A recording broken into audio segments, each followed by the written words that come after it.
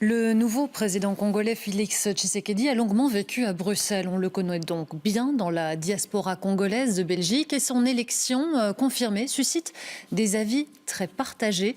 Le reportage d'Olivier Rosenzweig dans le quartier Matonge à Bruxelles.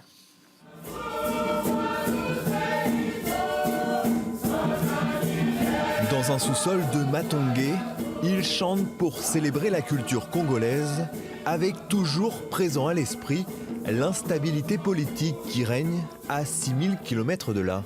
Ce n'est pas la joie, ce n'est pas l'opposition qui a gagné. L'opposition a perdu parce que l'opposition a été trahie.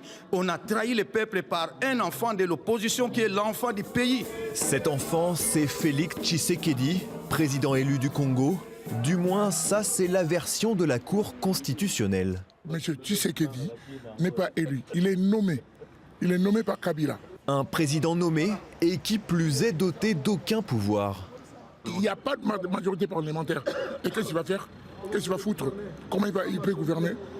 Il n'a pas la défense, tout, rien. Il est là comme un imposteur, quoi.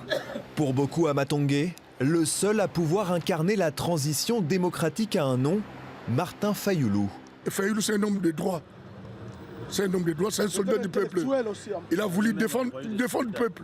Il ne défend pas son porte-monnaie ou son ventre. Christian est l'un des rares à prendre la défense de Tshisekedi. Il l'a côtoyé lors de son exil bruxellois et en est convaincu, c'est l'homme de la situation. Il a des bonnes propositions, il a des bonnes idées, il a des bonnes choses pour l'avenir du pays. Tshisekedi, Fayoulou, la diaspora congolaise est divisée.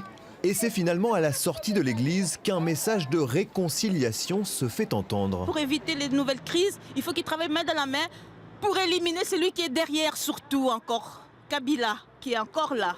Tourner une bonne fois pour toute la page Kabila, c'est finalement le seul désir à même de rassembler la majorité de la communauté congolaise.